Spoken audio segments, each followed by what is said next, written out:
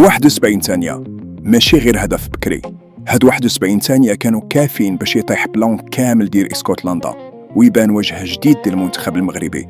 ولكن اليوم ما غاديش نعاودو غير شكون ماركا، غادي نشوفو شنو وقع في الحوايج اللي ما كتبانش في الهايلايتس. المغرب ربح 1-0، ولكن هذه ماشي قصة سكورت وحده، القصة الحقيقية في الأرقام.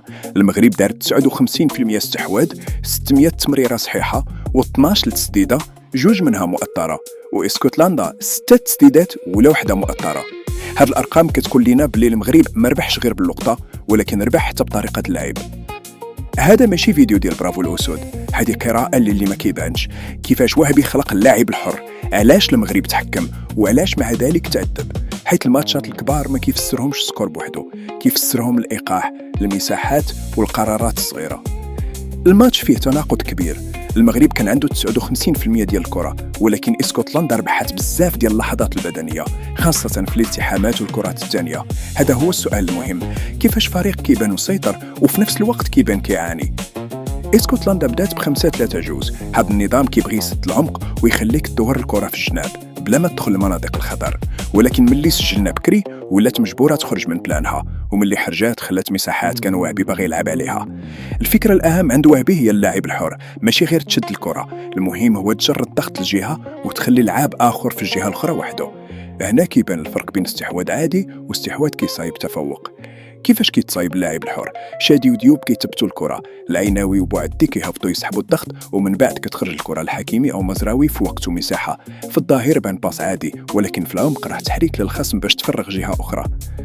الدليل الرقمي على هذه الفكرة، المغرب وصل 96 تمريرة صحيحة من 134 في الثلث الهجومي بنسبة 72%، يعني الكرة ما كانتش غير كتدور في الخلف، كان كاين تقدم حقيقي وكانت كتوصل لمناطق قريبة من الخطر. وزيد عليها المغرب دار 62 تمريرة نحو الثلث الهجومي و26 لمسة في صندوق العمليات. هذا كيقول بلي السيطرة وصلت لمناطق الخطر، ماشي غير التدوير ديال الكرة بلا معنى.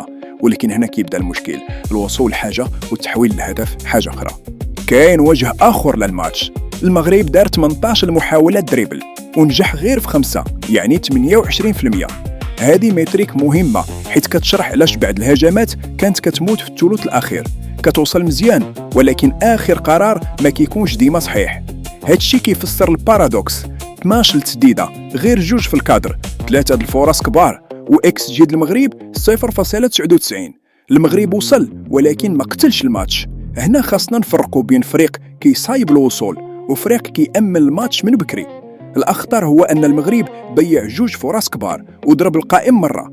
في كاس العالم إلا ما أمنتيش الماتش كترجع تعيش آخر 20 دقيقة بالخوف، وهذا هو اللي خلى المغرب يدخل في مرحلة المعاناة بالرغم أنه كان أحسن في بزاف د المؤشرات. من جهة الدفاع الرقم اللي كيفرح هو 0 تسديدات مؤطرة لإسكتلندا. كان كاين ضغط، كاين صخب، كاين كرات طوال، ولكن ما كانش خطر واضح على بونو. هذا معناه أن البلوك الدفاعي كان كيتعذب، ولكن كان كيحكم مناطق الخطر. ولكن ما نغطيوش الشمس بالغربال، اسكتلندا ربحات 53% ديال الالتحامات وربحات 31 من 56 التحام أرضي. هنا بانت المعاناة المغرب بدنيا، كنا أحسن بالكرة ولكن في بعض اللحظات الخشنة اسكتلندا فرضات الإيقاع ديالها. في الهواء المغرب كان أحسن، ربحنا 9 التحام هوائي من 16، يعني 56%. هذا علاش الكرات الطوال عطاو الضغط ولكن ما عطاوش تسديدات مؤطرة. اسكتلندا جراتنا للصراع ولكن ما قدراتش تحول هذا الصراع لخطر واضح. الكرة الثانية هي فين كان الخطر، الكرة كتطيح بين 4 لعابة واللي كيربحها كيربح نفس الهجمة. هنا اسكتلندا حاولت تخرج المغرب من الريتم ديالو وتحول الماتش من باسات وتحكم لصراع وريباوند والتحامات. وسط الميدان كان حاسم، بوعدي كيبرد ويسرع، العيناوي كيوازن، والخنوس في اليسار خدم دور ما كيبانش بزاف، الربط، التغطية والجري بلا كرة. هذه هي الخدمة اللي ما كتدخلش ديما في الهايلايت ولكن كتربحك الماتش. ديك اللقطة ديال العيناوي كيدير الالتحام براسو قريب للأرض ماشي غير لقطة للمونتاج، هي رمز ديال جيل ما بقاش كيتفرج في الكرة الضايعة، جيل عنده القدرة يلعب بالرجل وإلا اضطر لذلك يتقاتل بالراس. شادي رياض وعيسى ديوب عاشوا ماتش ديال الصبر. الدقيقة 84 بانت نقطة الخطر، التحام هوائي تضيع ورياض خرج يصحح. ضد اسكتلندا دازت، ولكن ضد منتخبات كبار بحال هاد التفاصيل ممكن تخلص غالي. نقطة خاصة تقال، تغييرات جات في الدقيقة 84. الا بغى المغرب يمشي بعيد خاصو بلون بي في الدقيقه 60، ماشي حتى الفريق يبدا يتنفس بصعوبه. في كاس العالم تاخر في القرار ممكن يقلب ماتش كان في يدك. حكيمي كان ميزان نفسي، صفير، ضغط، 40,000 اسكتلندي، ومع ذلك بقى كيطلع وكيرجع، جرى 10 كيلومتر الأكترية القدام. والمهم هو جودة الجري، شحال من مرة جرى باش يفتح مساحة وشحال من مرة رجع باش يسد الجهة. دابا ندخلوا للصحافة البريطانية. من جهتهم الماتش ما تقراش غير كسيطرة مغربية، هما ركزوا على جوج قرارات ديال الحكم قالوا أنها 50-50، خاصة اللقطة ديال جون ماكغيل في الصندوق اللي قالوا 50% تصفر بينالتي. وهاد الزاوية مهمة حيت كتبين باللي كل بلاد كتقرا الماتش بعين مختلفة. المهم في هاد 50-50 ماشي واش حنا كنتفقوا ولا لا، المهم أن اسكتلندا حست باللي الماتش فلت ليها في اللحظات الرمادية، بينالتي ما تصفراتش وتدخل ديوب شافوه يستحق بطاقة حمراء. هذه هي المنطقة الرمادية في كرة القدم، فين الداتا ما كتكفيش وحدها والإحساس بالظلم كيولي جزء من الرواية.